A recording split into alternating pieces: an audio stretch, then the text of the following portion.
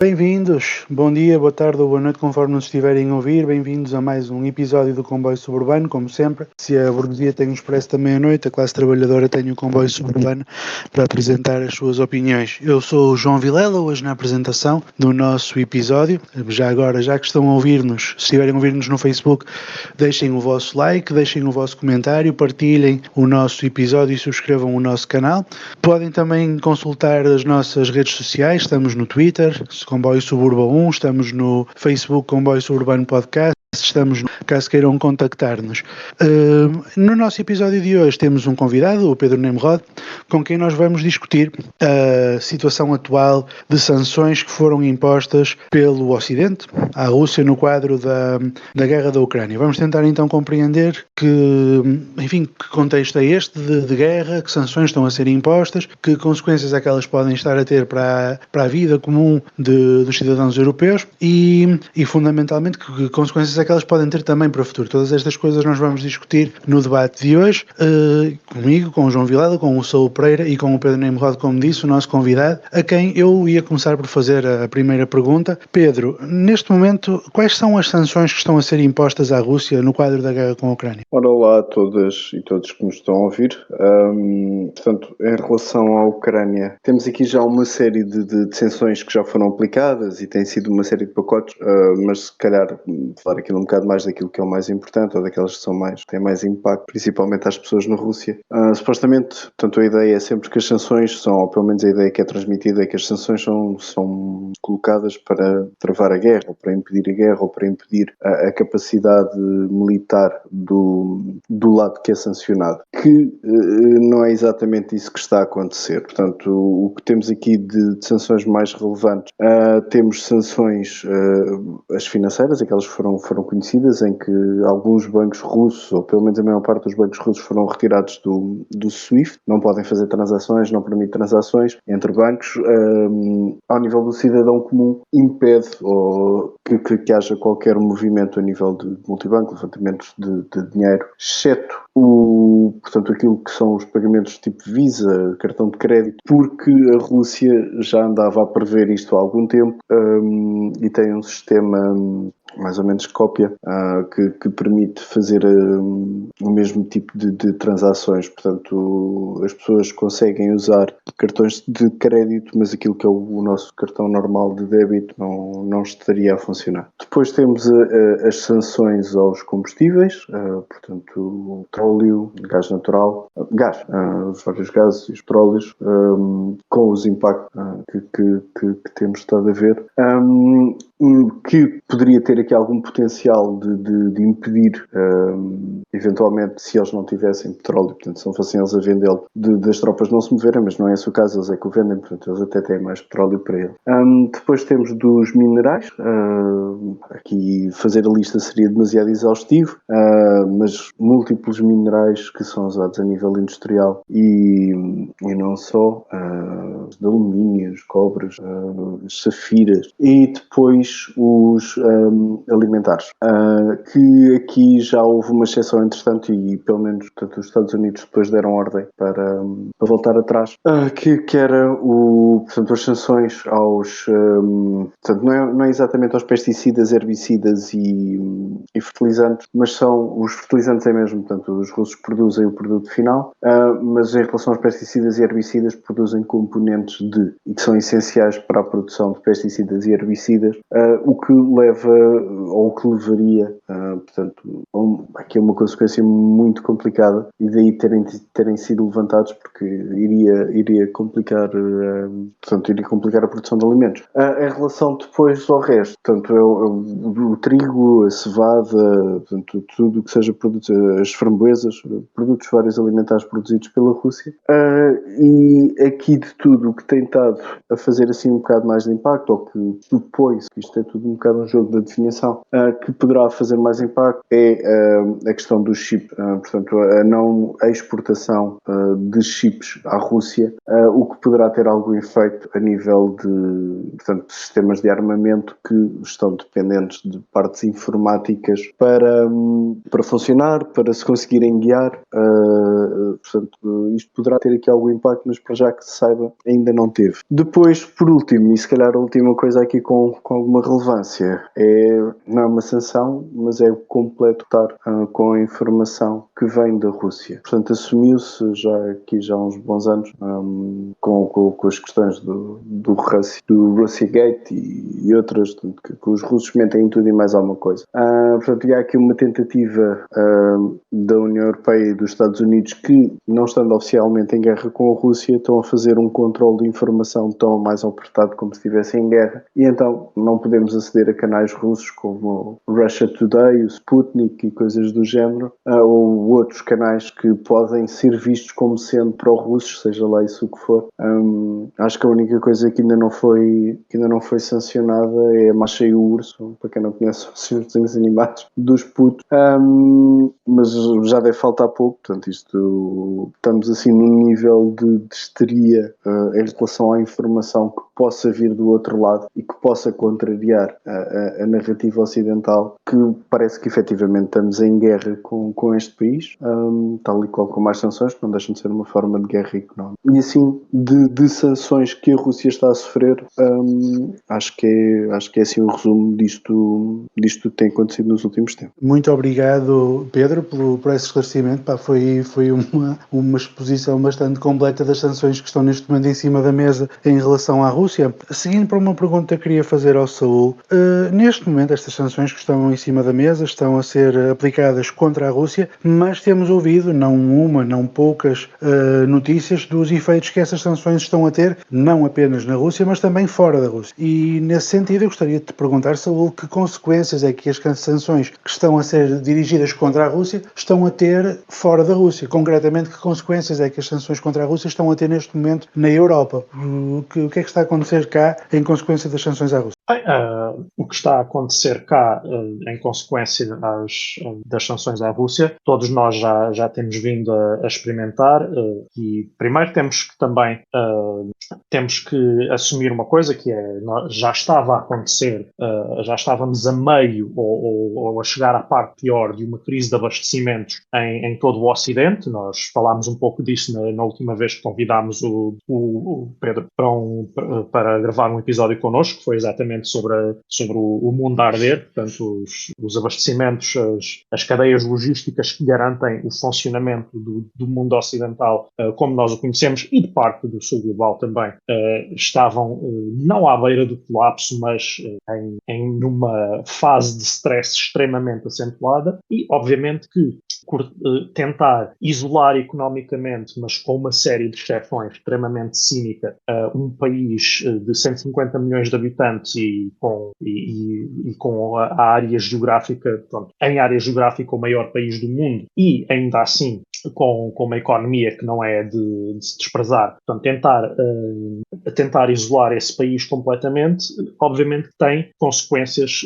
nos restantes países que o tentam isolar. E então, a partir do momento em que a Rússia não é nem Cuba, nem o Iraque, nem o Irão, portanto, as sanções não se tornam um ato de isolamento parte do resto do mundo à Rússia, mas uma tentativa de guerra de fricção, de guerra de desgaste, em que, portanto, ambas as partes sofrem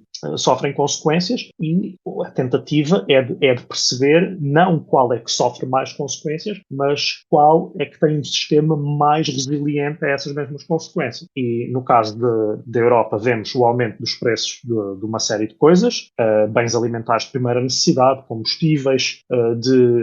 de todo o tipo de abastecimentos. Portanto, chegamos a um ponto em que já não sabemos bem se as sanções, parece que afinal foi a Rússia que nos sancionou proporcionou a nós, porque estamos nós a pagar tudo mais caro em função destas decisões geopolíticas que foram tomadas a níveis em que nem sequer os governos dos países semiperiféricos como Portugal foram consultados, quanto mais os povos desses países foram alguma vez tidos em conta. Portanto, porque estamos do lado do Ocidente, porque estamos na União Europeia e na NATO, temos que estar do lado destas sanções e temos então que nos aguentar à bronca para que se possa eventualmente, dizem eles, ganhar esta guerra. E então vamos aceitando, pelo menos alguns de nós, que se pague mais por tudo, que haja menos combustível disponível para aquecimento e para a produção de energia. Vamos ver as consequências que isso vai ter a médio e longo prazo. Portanto, a curto prazo temos aumento de custo de vida em quase todos os setores, principalmente na Europa, mas também nos Estados Unidos. No resto do mundo, portanto, principalmente no sul global, temos abastecimentos alimentares postos literalmente em causa. Portanto, temos zonas do mundo que podem ficar sem capacidade, não só de produzir alimentos eles próprios, como de serem abastecidas pelos cereais produzidos na Rússia e na Ucrânia. Portanto, temos ainda essa consequência. Portanto, por causa das manobras geopolíticas e do orgulho, do ferimento do orgulho patriótico dos neonazis ucranianos, há pessoas no sul global que estão a morrer de fome. E, portanto, para além disso, para um médio e longo prazo, podemos imaginar, principalmente com as primeiras notícias que vieram quando se começou a falar das alternativas ao gás russo, porque obviamente que a alternativa ao gás russo, pelo menos na cabeça destas pessoas, nunca é um aumento massivo da energia solar, ou até, por todos os diabos, um investimento na energia nuclear, é sim ir buscar o petróleo e o gás aos Estados Unidos, comprá-lo aos Estados Unidos, petróleo e gás obtido por métodos cada vez mais perigosos e cada vez mais dependentes da repressão interna dentro dos Estados Unidos, portanto, da violação da soberania das nações indígenas, da repressão contra todos aqueles que se opõem a mais gasodutos e a mais abertura de exploração de gás dentro tanto das nações indígenas como das reservas naturais. Portanto, o que temos então, em consequência disto, temos o sul global à fome, a Europa, principalmente a Europa semiperiférica, a pagar mais caro por tudo e as populações marginalizadas e subalternizadas dos Estados Unidos, mais uma vez, a sofrerem cada vez mais repressão, como tem sido a panagem de todas as crises dentro daquele país. Portanto, temos então uma combinação ao que nos parece que isto é tudo fantástico, desde que nos sintamos um bocadinho melhores sobre o facto desta guerra estar a acontecer e muitas pessoas até acham que isto é só baixar 2 ou 3 graus do ar-condicionado e pronto, e nós conseguimos aguentar isso ou pagar um pouco mais pelo combustível ou por determinados produtos e aguentamos isto desde que isso implique uma derrota da tirania na Europa de Leste, quando o que estamos a ver é que não é isso que está a acontecer. Né? Há pessoas que estão literalmente a passar fome e há graves disrupções nos sistemas económicos por causa desta reação de sanções que parece que não vai acabar. Portanto, estamos ainda em qualquer medição racional de tempo sobre geopolítica numa fase inicial deste conflito e parece que nada disto vai ficar por aqui. Muito obrigado, Saúl. Também uma excelente intervenção agora para nós percebermos então as consequências que estamos a ter na Europa destas sanções que teoricamente deveriam servir para fazer com que a Rússia arrepiasse caminho na guerra que está a travar na Ucrânia, mas que aparentemente estão a ter sobretudo como consequência, ou não apenas como, não diria sobretudo, mas estão a ter como uma das suas principais consequências, fazerem com que a Europa tenha uma situação económica que está a ser posta num ponto de grande fragilidade por causa das sanções que está a aplicar. Mas, e como eu dizia há pouco, estas sanções não se fazem sentir apenas na Europa. Europa. E uma pergunta que eu também queria fazer agora ao Pedro Nemrod é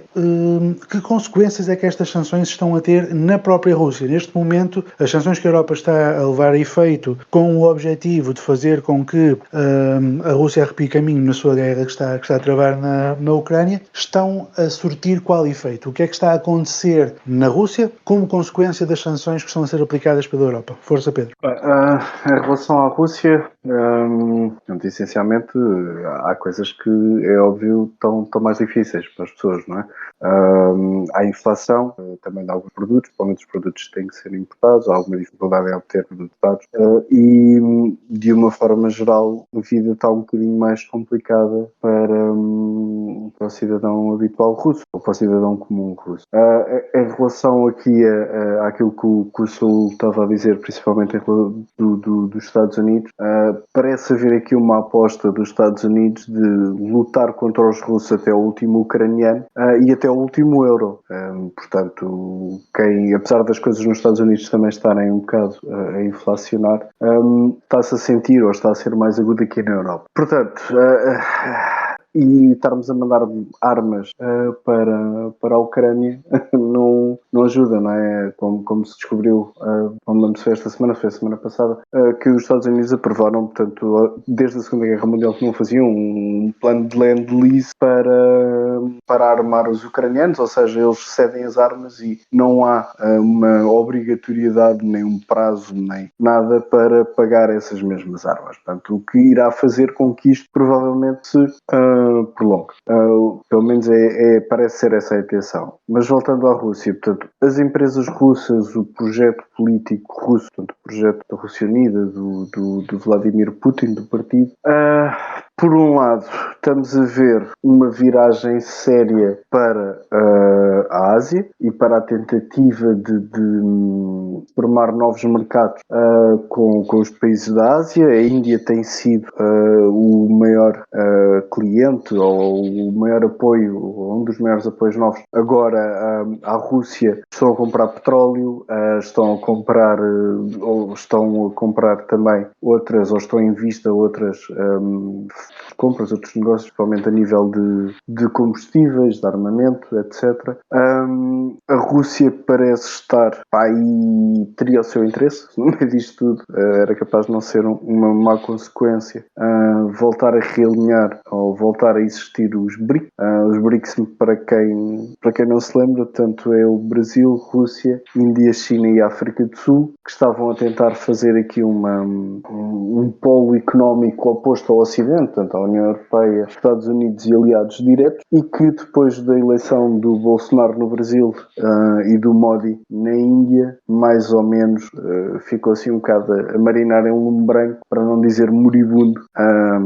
que às vezes me parece mais que foi isso, portanto, parecia uma ideia já quase morta. E portanto, a Rússia está a tentar reanimar um bocado isso. O Bolsonaro foi dos primeiros líderes a ir à Rússia depois de começar esta guerra toda,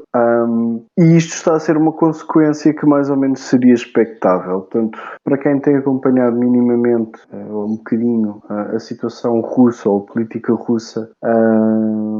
existe já desde algum tempo, quase até desde o Yeltsin, mas pronto, o Yeltsin é um disparate e aquilo é um desastre total. Havia duas ideias mais ou menos não em conflito, em competição dentro da Rússia. Portanto, uma elite queria-se chegar mais aos países da Ásia e achava mais vantajoso, portanto, a Rússia desenvolver-se pela Ásia, e uma outra parte mais europeísta. Curiosamente, a facção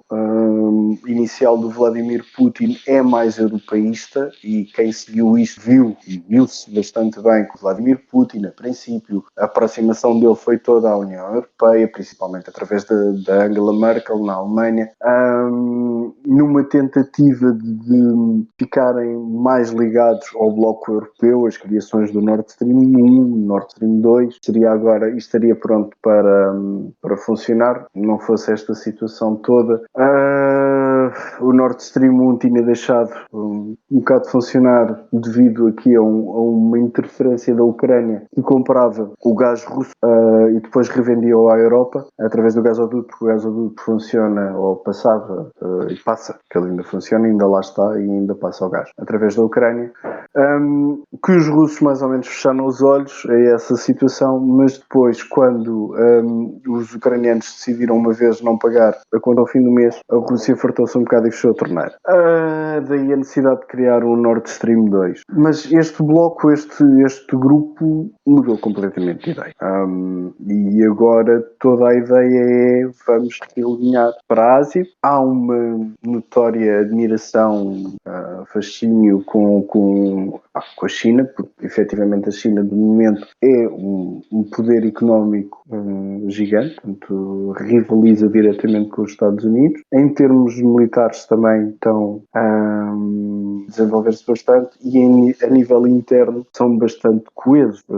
tirando portanto, os eventos que levaram depois a toda aquela situação em Xinjiang com os uigures, portanto, com os primeiros atentados que houve, e um bocado aquela dissidência que houve ali em Hong Kong, mas que entretanto também já foi eliminada. Portanto, a sociedade chinesa está bastante coesa e é uma sociedade multiétnica. Não são só Han, a maior parte dos chineses são etnia Han, mas há milhares de etnias, nem sei quantas. E a Rússia também tem um bocado disso, e, portanto, então estão numa de, se calhar, aproximarem-se mais do modelo chinês. O Vladimir Putin parece estar de pedra e cal. Aquilo que era a ideia das sanções de e tal, ele vai já cair a seguir de madurinho. Foi isso, que parece estar de pedra e cal no poder. Aquele senhor que muitas vezes era apresentado na televisão como o líder da oposição, portanto um gajo de um partido que nem representação no Parlamento tem, era mais ou menos o mesmo que dizer que, sei lá, o MRPP era o líder o líder da oposição ao governo do PS, que é o Navalny. O próprio Navalny não tem assim muito interesse, até porque ele tem uma política muito mais à direita ainda do que o Putin, portanto tem uma retórica muito mais nacionalista e já ali a roçar o racismo aberto. Ele já houve uma vez uma campanha promocional em que comparava o pessoal das steppes e da zona centro-asiática a baratas, que é sempre uma ótima maneira de fazer campanha, não é? Não conhecemos nenhum exemplos em que isso tenha corrido pessimamente mal. Portanto, a Rússia de momento parece estar a tentar realinhar-se, parece estar a tentar mudar a sua visão do mundo e parece estar mais conflituosa também. Agora houve a possibilidade ou pelo menos a intenção, quer da Finlândia quer da Suécia, de eventualmente se juntarem à NATO, e a Rússia diz que se fazem isso nós vamos meter mísseis e armas nucleares no enclave de Kaliningrado, que não abona nada bem para um baixar de tensões, mas lá está. Há aqui estas situações que é um bocado cedo, é muito difícil prever o que é que vai acontecer em consequência disto tudo. O conflito tem-se vindo a arrastar já há algum tempo e cada vez vemos, era aquilo que o Saúl estava a dizer, cada vez vemos a situação piorar, quer seja a nível de custos de vida, a nível de tensões e a nível de escalada daquilo que está a ser o próprio conflito. Portanto, acho que assim da Rússia é isto assim que tenho assim mais para dizer. Só dar aqui uma chega de que temos visto aqui uma série de países a ser fortemente pressionados pelo Ocidente para mudarem de tática, principalmente a Índia, que estão a fazer mesmo assim uma campanha muito séria, mas que até agora não tem demovido o Modi. E depois os países da OPEC, principalmente os países do Golfo, que estão claramente a tentar se manter neutros e a começar até a tentar fugir um bocado debaixo desta pressão americana. Não sei se vocês viram, mas foi ontem ou foi anteontem, a televisão estatal da Arábia Saudita fez um clipe a gozar com o Biden, claramente a dizerem que o senhor está xexé e não está com menor de capacidade para governar o país, quanto mais fazer seja lá mais seja lá o que for. O que eu me lembro, que eu saiba, acho que é a primeira vez que uma televisão estatal saudita critica abertamente o Ocidente. Portanto, há aqui juntamente com o realinhamento da Rússia, há um realinhamento de outros países. E é isto que estamos a ver. Muito obrigado, Pedro. Efetivamente é uma coisa que eu tenho pensado bastante no quadro desta guerra, que é o seguinte: nós naturalmente não podemos e não estamos de acordo com nenhuma espécie de agressão militar. É evidente. Em todo o caso, se nós pensarmos nas consequências que as sanções a essa agressão militar estão a ter, nós compreenderemos que elas estão a ser muito piores para o Ocidente do que para a Rússia, pelo menos do ponto de vista potencial. O que eu quero dizer com isto? Eu não estou a negar que há consequências na vida concreta dos russos por causa destas sanções. No entanto, aquilo que estas sanções estão a potenciar, na minha perspectiva, é que a Rússia começa a compreender que o mundo não termina no Ocidente. E não apenas a Rússia. Nós estamos a começar a ver vários países do mundo, como o Pedro estava a dizer, o caso da Índia, como também disse agora, não sabia disto, da Arábia Saudita, de uma série de países do Golfo Pérsico, de uma série de países até mesmo do Sudeste Asiático. Eu ouvi ainda hoje num podcast espanhol de um indivíduo que ainda por cima é profundamente reacionário, que é o Fernando Díaz Villanueva, em que ele dizia que quer as Filipinas, quer a Indonésia estão a ter uma postura em relação a esta guerra que não é de todo uma postura alinhada com o Ocidente, nem pouco mais ou menos. É uma postura de, no mínimo, isenção, no máximo, tentar compreender que oportunidades de negócio é que esta guerra lhes pode proporcionar, tendo em conta que há, de facto, uma guinada da Rússia para o Oriente, aliás, e que isso vai implicar que o centro de gravidade da economia mundial, de alguma maneira, vai passar a estar no Oriente muito mais do que no Ocidente, muito mais do que no eixo transatlântico. E isto leva-nos à minha última pergunta, que era a pergunta que eu queria colocar ao Saúl. Qual é, então, no final de contas, como diríamos, como é que o Ocidente sai deste conflito? O que é que este conflito nos diz, melhor dito, do papel que o Ocidente tem no mundo atual? Um Ocidente que tenta fazer um alargamento para a Ucrânia, da sua principal aliança militar, a NATO. Esse alargamento vai contra os interesses da Rússia, que se mobiliza em armas e não se sente dissuadida pelo potencial bélico do Ocidente, e invade a Ucrânia. O Ocidente riposta a isso com sanções militares, e aparentemente a grande consequência disso não é, como teria sido provavelmente aqui há alguns anos, o colapso rápido e violento da economia russa, mas pelo contrário uma reorganização da economia no espaço euroasiático, onde aparentemente parece que vai passar a estar o polo central da economia nos próximos anos. Portanto, o que é que tu achas que vai acontecer? O que é que isto prova? O que é que esta guerra tem provado? Qual é o papel do Ocidente no mundo? E como é que tu pensas que o Ocidente ficará depois desta guerra? O Ocidente, a nível interno e a nível das suas elites e até das suas classes intermédias, parece, pelo menos numa primeira fase, vamos ver agora a questão das eleições francesas, o quão sólida é essa situação, parece até estar-se a reorganizar de maneira a estar até mais consolidado nessa aliança. Portanto, que no caso de Portugal, por exemplo, Portugal estar ainda mais subalternizado em relação à União Europeia, a União Europeia ainda mais subalternizada em relação internamente à Alemanha e, por sua vez, a União Europeia ainda mais subalternizada militarmente aos Estados Unidos e à sua posição na NATO. Portanto, essa é uma situação de primeira análise, mas isso é uma situação interna do Ocidente. O Ocidente faz toda a questão de,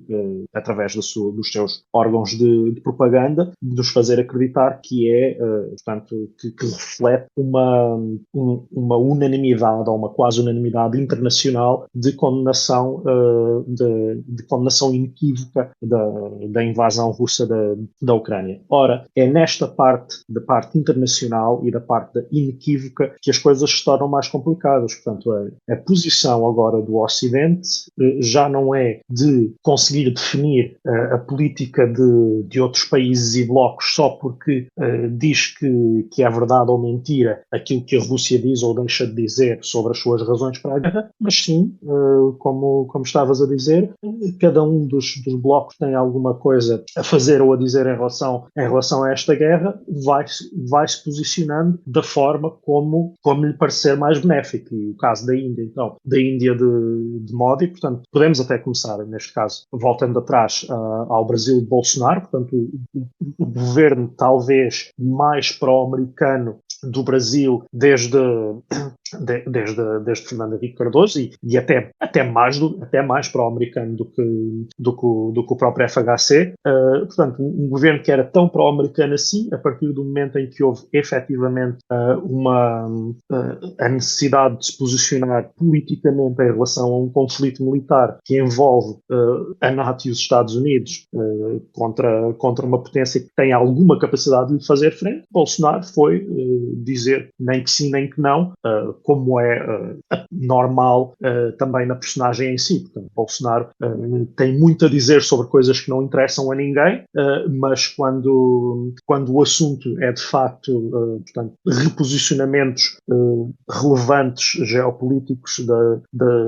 da política internacional, portanto, ele remete-se ao seguimento de uma política pragmática e conservadora,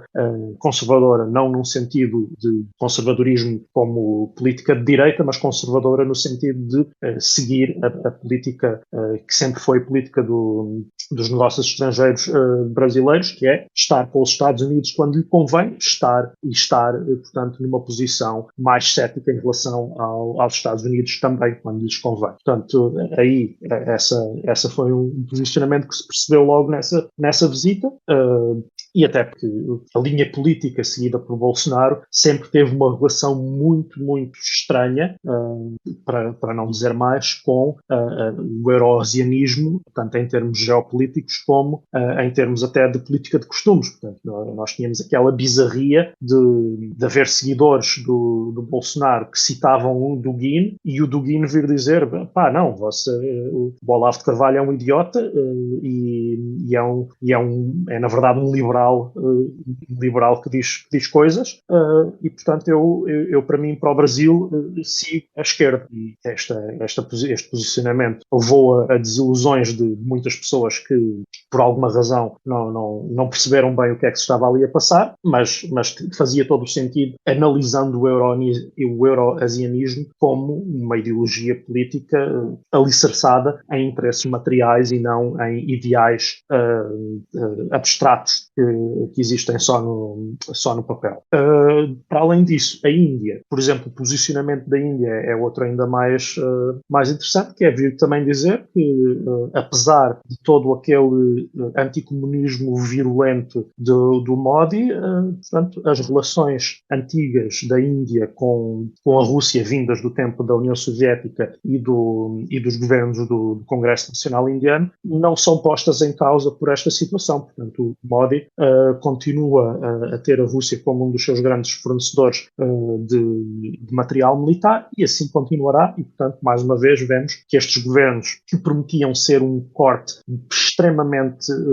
abrupto em termos até de política internacional do posicionamento destes dois países, do Brasil e da Índia, neste ponto específico foram posicionar-se onde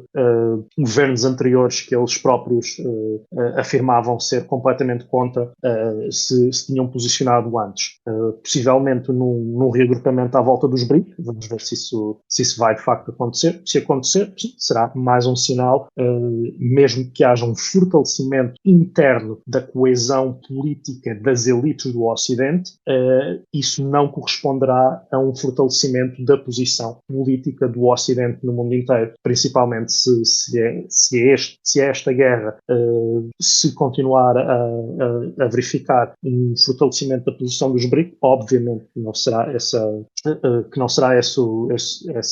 a consequência. No caso só para terminar, o caso da China era um caso mais curioso nesta situação. Esperava-se da China uma posição até de mediação da questão da parte inicial do conflito, a questão de que a Ucrânia tem tinha bastantes investimentos do Belt and Road no seu território e parece que Xi Jinping piscou os olhos e enquanto ele piscava, Erdogan pôs-se à frente e começou a agir como mediador. Porque é que a Rússia aceita ser mediada? Turquia, que enfim, algumas teorias da conspiração dizem que pode eventualmente ter sido obra dos serviços secretos russos. Eu acho que ele desde essa altura se tornou bastante compincha do governo russo numa série de questões. E realmente é um pouco como temos dito ao longo desta discussão toda, não é? Fundamentalmente eu acho que esta guerra vai ser uma das principais coisas que vai fazer com que esta guerra evolua num sentido ou noutro, vai ser a forma como as contradições económicas entre os Estados Unidos e a Europa vão evoluir também. Nós vamos ter de perceber se, como o Nimrod disse há pouco, e criptocitando o George Galloway, se eu bem entendi, se o Ocidente aceita, se o Ocidente, no caso, se a União Europeia aceita que os Estados Unidos travem uma guerra com a Rússia até ao último euro da Europa, ou se em algum momento nós vamos ter os políticos europeus e enfim, as classes dominantes na Europa a dizer nós não queremos que isto vá para a frente desta forma, ou até se os povos europeus, quem sabe, vão levantar-se e dizer nós não estamos na disposição de esse último euro que os Estados Unidos estão dispostos a gastar nas sanções à Rússia e na vitória militar sobre a Rússia, ser um euro que sai do meu bolso. E, portanto, para evitar que isso aconteça, eu vou inclusivamente levantar-me contra esta aliança. Ou seja, nós vivemos tempos interessantes do ponto de vista da rearrumação que vai ter a política internacional nos próximos tempos. Nós estamos a ter aqui, como vocês têm dito, com participações muito interessantes, uma modificação de grande profundidade na política mundial, quer na política europeia, quer na política asiática, quer na política das Américas, em suma, estamos a ter muitas mudanças que estão a acontecer ao mesmo tempo e o que quer que saia desta guerra vai ser muito diferente do que estava antes. O debate já leva algum tempo e eu gostaria então de começar a encaminhar o debate para o final, começando, vou voltar a dar a palavra ao Saúl, que assim o convidado fica com a palavra final, perguntar ao Saúl quais são as considerações finais que tem a fazer sobre todo este tema e se quer divulgar algum conteúdo, se quer divulgar alguma coisa onde nós possamos eventualmente obter mais informação. Bem, então as considerações finais aqui sobre este conflito, sobre esta situação, é que desde que esta guerra começou, que nós vimos o Ocidente entrar, principalmente o liberalismo ocidental, a classe média ocidental, entrar numa espiral de comportamento que é quase de hubris, de pedir a tragédia, pedir, no caso da origem da palavra, da tragédia grega, pedir a intervenção dos deuses contra nós. Portanto, aquela história de bloquear a participação de atletas russos nos Paralímpicos, de banir gatos de competição, gatos russos, nem sequer de donos russos, portanto, de gatos de origem russa, de competições internacionais de pedigree, por mais idiotas que esse tipo de competições sejam por si em si, ou de até querer excluir a participação russa dos grandes consórcios de ciência internacionais, portanto, coisas que nem nas piores fases da Guerra Fria alguma vez se fizeram, algumas talvez nem em nenhuma das guerras mundiais alguma vez aconteceu em termos de corte de consideração de uns países pelos outros enquanto países que legitimamente existem. Portanto, países podem estar em guerra e podem estar em conflitos militares baseados em gravíssimas rupturas políticas e gravíssimas competições pelos mesmos recursos, mas continuarem a ter, portanto, uma ideia de que do outro lado existe um país, uma entidade que tem, portanto, uma existência de alguma forma. E parece que atualmente o Ocidente quer reverter essa situação, quer que os seus inimigos, seja a Rússia, seja outros inimigos, que ao serem declarados como tal, possam também ser declarados como não entidades. Que é algo que, e aqui também, para me encaminhar também para o final, me parece muito curioso, principalmente vindo daqueles que até dizem que somos contra a guerra da Ucrânia, ou somos contra a Rússia na guerra contra a Ucrânia, como fomos também contra a guerra do Iraque e como somos contra outras guerras de opressão que existem, colocando esses conflitos em patamares equivalentes. A questão é que nunca, por parte do Ocidente, mesmo por parte de movimentos anti-guerra do Ocidente, se colocou como legítimo armar países vítimas deste tipo de invasões ou fazer zonas de exclusão aérea, portanto, contra invasões feitas pelos Estados Unidos ou por aliados do Ocidente. Portanto, nunca ninguém considerou isso legítimo na altura. Portanto, se no tempo da guerra do Iraque era considerado legítimo pôr em causa, tentar contribuir para que as crianças iraquianas não morressem de fome enquanto estava a existir a invasão, agora provocar uma guerra nuclear para evitar que os interesses da Rússia possam ir um bocadinho mais ao Ocidente do que aquilo que os nazis ucranianos consideram aceitável, já é considerado uma coisa, portanto, uma consideração perfeitamente lógica dentro do jogo da geopolítica. Portanto, que se explica, para mim, muito pura e simplesmente por uma questão e aqui dando a mão à palmatória à malta da política identitária, seja lá o que isso for, explica-se por uma simples questão de branquitude. Portanto, é a primeira vez em muitos anos que se vê uma população que se possa considerar, em alguns contextos, branca, vítima de uma guerra deste tipo, e, portanto, a população branca do Ocidente posiciona-se como seria de esperar que se posicionasse, portanto, dizendo que estamos dispostos a pôr em causa a existência da vida na Terra para proteger o conforto de pessoas brancas como nós. É assim que vemos, é a única conclusão possível quando se vê pessoas a falar com cara séria de zonas de exclusão aérea ou de participação direta da NATO neste conflito. Portanto, é uma pura e simples questão de colocar o conforto, quase aqui as 14 palavras, portanto, o conforto, nem sequer é a sobrevivência, o conforto dessa população branca acima da existência da vida na Terra. Para terminar mesmo, então, como recomendações, não tenho uma obra de ficção, nem um objeto cultural assim em específico para recomendar. Tenho sim para vos recomendar que leiam o artigo na Wikipédia sobre a enfermeira Naira, portanto, sobre uma das maiores farsas de política de relações públicas do Ocidente que alguma vez aconteceu na Primeira Guerra do Iraque, quando uma mulher auto-identificando-se como enfermeira do Kuwait foi dizer que soldados iraquianos estavam a arrancar bebés das incubadoras nos hospitais e maternidades do Kuwait e assim conseguir aumentar, portanto, o nível de apoio tanto interno dos Estados Unidos como internacional para a intervenção americana nessa guerra, chegando-se à conclusão que o testemunho dela era basicamente uma farsa. Esses acontecimentos não aconteceram, são mentira, portanto não são exageros ou enviesamentos, portanto são falsos e foram criados exatamente para fazer causar essa revolta, esse argumento de misericórdia em relação a atos hediondos que,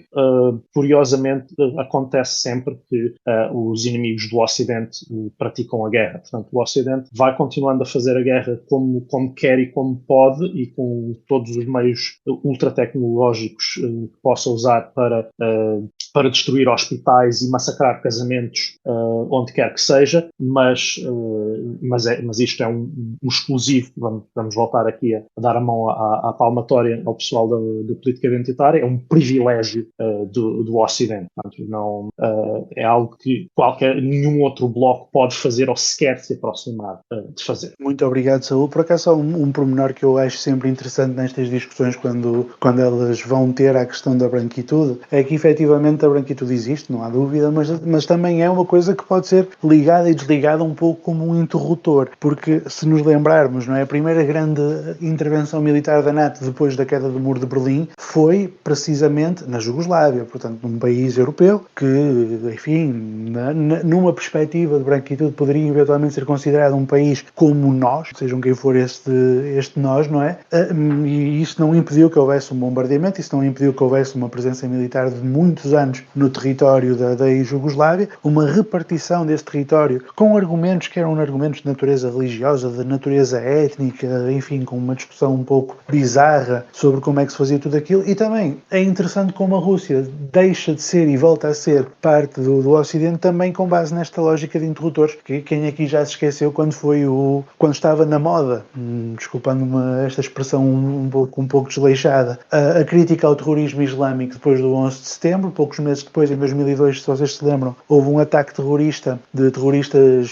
extremistas islâmicos chechenos no Teatro Dubrovka, na Rússia, e a Rússia nesse momento passou a ser um país ocidental, como nós, não é? Mais uma vez, seja lá quem for esse nós, porque estava a ser atacada por terroristas islâmicos, iguais aos terroristas islâmicos que fizeram o 11 de setembro, e nessa medida tinha toda a lógica estar a defender a Rússia, porque a Rússia, enfim, era uma vítima que merecia a nossa empatia no momento em que o grande inimigo do Ocidente era o terrorismo islâmico, e portanto toda a gente que sofresse com o terrorismo islâmico passava imediatamente a ser um aliado. Essa Rússia, 20 anos passados, já não é um país ocidental.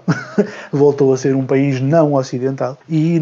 não me surpreenderia coisíssima nenhuma que se amanhã o governo croata, sérvio, o governo esloveno decidissem participar na guerra da Ucrânia, enviando tropas, enviando seja lá o que for, em auxílio da Ucrânia, não fossem considerados imediatamente países tão ocidentais como os outros, onde não havia nada destas questões de divisão étnica, religiosa, etc., que nós vimos nos anos 90. Mas enfim, passando adiante e dando a palavra ao Pedro Nemrod, pedir então que ele fizesse também as considerações finais dele e nos dissesse se tem algum conteúdo, alguma plataforma, algum sítio onde nós possamos informar-nos que ele queira recomendar. Vou fazer aqui um pequeno apanhado, principalmente aqui destas últimas intervenções, tua João e tua Sul, complementar aqui um bocado com mais informação. Eu por acaso não me lembrava do nome da enfermeira, mas lembro-me perfeitamente dessa história dos bebés. Lembro-me da Bana durante a guerra da Síria, que escrevia em perfeito inglês uma criança com 5 anos a pedir bombardeamentos contra o exército sírio-árabe e coisas do género, e mandem mísseis. Não fazia assim sentido nenhum, e como é óbvio não era o Observatório Sírio dos Direitos Humanos que primeiro começa por ser assim, dado a entender que seria um coletivo ativista da oposição, mas depois afinal era um gajo em Inglaterra que tinha uma lavandaria. A guerra da Síria foi uma coisa que, em termos de mentiras, foi dos piores conflitos, desde a utilização, a suposta ou alegada utilização de armas químicas contra os gajos os wahhabitas da Al-Nusra, ou do Hayat Tahrir al-Sham, ou seja lá como é que eles se chamam na altura. Portanto, estes dois nomes foram assim os dois nomes mais conhecidos, que seria um grupo que se opunha alegadamente ao Estado Islâmico, mas afinal eram todos amigos e só andavam às cabeçadas de vez em quando, que depois deu em saber-se que os relatórios os cientistas chegaram a ser pressionados e chantageados para alterarem, para dizerem que sim senhor, havia indícios, porque tinha-se construído toda uma narrativa em volta dos ataques químicos, que era mentira. Aquilo que agora se acusa a Rússia de usar fósforo branco contra populações, que se foi usado é um crime de guerra, sem dúvida, e isso nem está em causa, mas lá está, quando foi os Estados Unidos a usar, ou quando é Israel a usar, passa-se ao lado, e até serve, as imagens de quando Israel faz, até serve para dizer que foi na Ucrânia. Tem sido outra das coisas bonitas tentada a aparecer. A história na Líbia, que as tropas do Gaddafi andavam a dar Viagra aos africanos negros para violarem as mulheres sei lá, né? Era tudo quanto era lado, e era para para aguentarem mais horas a violar, que era totalmente mentira, e que que gerou um profundo ressentimento dentro da Líbia contra os africanos negros e que deu, ou que ajudou, não foi que deu, porque não foi por isso que deu, mas ajudou a ser permissível aquelas imagens fantásticas que nós vimos do que é a democracia ocidental, que são mercados de escravos a céu aberto, onde pessoas novamente são vendidas para trabalho, que é o expoente máximo da democracia ocidental. Depois temos, como o Saul estava a dizer, tanto a parte dos nazis ucranianos, isto não querendo dizer que a Ucrânia está cheia de nazis, ou são só nazis, ou o governo é nazi, mas há aqui uns determinados grupos, o Pravi Sector, o Svoboda, o Batalhão Azov e outros. A lista é extensa, eu já soube, mas de momento não a sei. Que o Batalhão Azov, inclusivamente, é passado como fonte credível de notícias, que não cabe na cabeça de ninguém, como foi a utilização de expressões e saudações nazis no Festival da Eurovisão, em que foi saudada a representação da Ucrânia com o Slávia Ucraína, que é uma expressão nazi, do Exército de Libertação, a UPA, Exército de Libertação Ucraniano, acho que era assim que era a tradução, mas é a UPA que se chama, do Bandera, que eram nazis, foram colaboracionistas do regime do Terceiro Reich, e que continua a ser usado. Agora supostamente é uma expressão muito bonita para demonstrar que estamos do lado da Ucrânia. Portanto, quando a Alemanha torcer um pé a algures, nos andar a dizer todos viva a vitória, outra vez, deve ser, não sei se temos que esticar o braço também ou não, porque senão somos pró-Putin. A normalização que é feita dentro da União Europeia, que este ano, que eu me lembro pela primeira vez, o Estado de Israel comentou a dizer que se sentia desconfortável com as celebrações da Segunda Guerra Mundial nos países bálticos, portanto, Estónia, Letónia e Lituânia, em que SS são homenageados, as SS, portanto, os mortos e alguns dos vivos. Felizmente houve um que morreu aqui há uns anos a fazer um discurso, teve um infarto. E esta normalização deste tipo de discurso, e que se vê a acontecer na esquerda e que é extremamente preocupante, que isto esteja a acontecer e está a espalhar-se, vamos ver até quando e onde. E depois fazer aqui um parentezinho, porque se tocou aí num assunto que a mim tenho fascinado bastante, que é efetivamente a Turquia. Pessoalmente detesto o Erdogan até ao fim, mas é aqui um jogador que tem estado a fazer umas coisas assim interessantes. Portanto, houve aquela cena deles abaterem o avião russo, a Rússia decidiu-lhes a dar sanções e o Erdogan decidiu que era melhor piar baixinho, porque a economia turca estava muito ligada à economia russa e dependia muito do dinheiro russo e principalmente dos turistas russos e de uma série de produtos russos, e voltou atrás. E temos aqui um país que pertence à NATO, mas que faz o que quer e bem lhe apetece. Toda a gente mais ou menos finge que a Turquia é da NATO. Até onde é que vai o fingimento, não sei. Mas tem sido uma oposição séria à Rússia. Portanto, na Síria, a Turquia tem apoiado, e é sabido, tem apoiado alguns elementos. Houve alturas em que estava a traficar mesmo armas para o Estado Islâmico, mas tem apoiado a Al-Nusra e uma série de outros gajos. Na Líbia teve a patrocinar o governo central em oposição ao Haftar, que era patrocinado e foi patrocinado durante muito tempo pela Rússia e continua a ser patrocinado, e agora aquilo parece ter chegado ali a um acordo. Nesta última guerra entre o Azerbaijão e a Arménia, por causa ali de Nagorno-Karabakh, a Rússia ficou a apoiar a Arménia e a Turquia o Azerbaijão, e agora estão a servir de intermediadores de paz entre a Rússia e a Ucrânia, um bocado a mostrar que são um jogador independente, portanto tem uma política própria, e ao contrário da NATO, que está claramente a querer continuar e prolongar a guerra e armar a Ucrânia, a Turquia está aqui a tentar negociar a paz, ou ajudar a negociar a paz, o que é assim uma jogada, parecem estar mesmo a querer mostrar que nós fazemos o que queremos, nós fazemos a nossa política e nós temos a nossa própria política externa e fazemos o que queremos e não queremos saber da NATO. A Turquia se não entrou, está para entrar na Organização de Xangai, ou pelo menos tem estatuto de observador. Portanto, anda aqui a jogar com os dois lados para promover a sua própria agenda. Enquanto que, por exemplo, a Europa não faz o mesmo. Portanto, a Europa, como estava a dizer o Sully muito bem, decidiu alinhar completamente com os Estados Unidos e não se pode discordar uma palavra. Portanto, temos aqui mais um realinhamento a acontecer. Em relação a recomendações, e também para terminar, a guilhotina, pronto, estou lá, e temos feito uma série de trabalho relativamente a este conflito e principalmente alguns disparates que têm aparecido na imprensa. Tenho ainda a sugerir, para quem quer ver uma posição um bocadinho diferente, no canal do YouTube do Breakthrough News, onde está uma jornalista que eu admiro bastante, que é a Rania Kalek, que tem uma postura mais pro o eixo da resistência. Portanto, para quem não sabe, é o nome que se dá tipo, aos grupos do Irão, Hezbollah, PMU no Iraque, e o Ansar Allah, portanto, os Houthis no Iémen, e tem estado a tentar dar aqui uma postura mais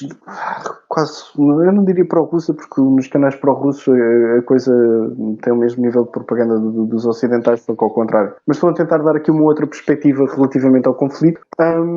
e é isto. É assim o que eu me lembro assim de repente. Muito obrigado, Pedro, pela tua intervenção final. Por acaso disseste uma coisa, só queria fazer uma nota sobre uma coisa que tu disseste aí relativamente à Turquia, que é bom lembrarmos que a Turquia tem neste momento metade da ilha de Chipre ocupada, a tal República Turca de Chipre, que está sob a ocupação turca, a ocupação militar, não é? Uma ocupação militar que aparentemente não chateia. Diz. Não, estava só a dizer exatamente, sim, não chateia ninguém. Chipre faz parte do mundo ocidental, tipo, não aconteceu nada, não é? Há um país ocidental que foi invadido pela Rússia, chamado Ucrânia, e há uma mobilização mundial no sentido de, enfim, garantir que a Rússia se retira amanhã. E muito que bem. Há outro país ocidental, chamado Chipre, que está ocupado por um país que não raras pessoas dentro da própria União Europeia, quando havia a intenção de alguns governos turcos entrarem para a União Europeia, tinham dúvidas se seria um país ocidental. Aliás, quando estava a discutir a Constituição Europeia, relembro, houve muita gente a fazer pressão para que se fizesse uma referência à natureza cristã da Europa, precisamente para tentar garantir com isso que a Turquia não entrava para a União Europeia por ser um país de maioria islâmica. E, bom, aparentemente a Turquia, que muita gente acha que para entrar para a União Europeia já não é ocidental, para ocupar Chipre já não é um agressor de fora do Ocidente que atacou um país ocidental. É daquelas coisas interessantes, mas também com isto lembrar que o Chipre é o paraíso fiscal por excelência dos oligarcas russos, como sabemos, portanto por aí também se explicará, creio, alguma da proximidade do Erdogan e do Putin, para além daquele tough love que tiveram na altura do abate do avião russo. Mas só para concluir também a minha intervenção, a Turquia é a prova de que de facto um governo, se quiser, pode ter uma política externa própria, pode ser não precisa de ser um boneco dos Estados Unidos ou um boneco de outro bloco qualquer. Ele pode perfeitamente ter a postura de um soberano que gera os negócios públicos do seu país de acordo com aquele que é o interesse, enfim, pelo menos quanto mais não seja da classe que ele representa. Aquilo que eu não consigo compreender na Europa, ou melhor, aquilo que eu compreendo demasiado bem na Europa é a admissão completa que os governos europeus tiveram de tomar uma posição minimamente consentânea com os interesses, já não digo dos povos da Europa, mas caraças, sequer das burguesias europeias, nem isso, nem essa intenção eles têm demonstrado. Eu acho que isso é daquelas demonstrações que a gente, se não tivesse mais nenhuma, tinha pelo menos essa, não é? De que não vão ser estes políticos europeus que vão resolver os problemas dos povos da Europa, e decididamente não vai ser a União Europeia que vai resolver nenhum dos problemas dos povos da Europa. Aliás, eu acho que esta União Europeia cada vez mais se prova que não se está a tirar para o fundo do poço. Mas enfim, é uma reflexão com que termino este podcast, agradecendo muito ao Pedro ter aceito o nosso convite pela segunda vez, e seguramente não será a última, agradecendo ao Saúl também, que já é a prata da casa, mas enfim participou e deu uma contribuição muito boa, e a vocês mais uma vez, like, subscrevam o nosso canal, sigam-nos nas redes sociais e enviem-nos um e-mail se tiverem alguma questão ou alguma sugestão a fazer. Um abraço a todos.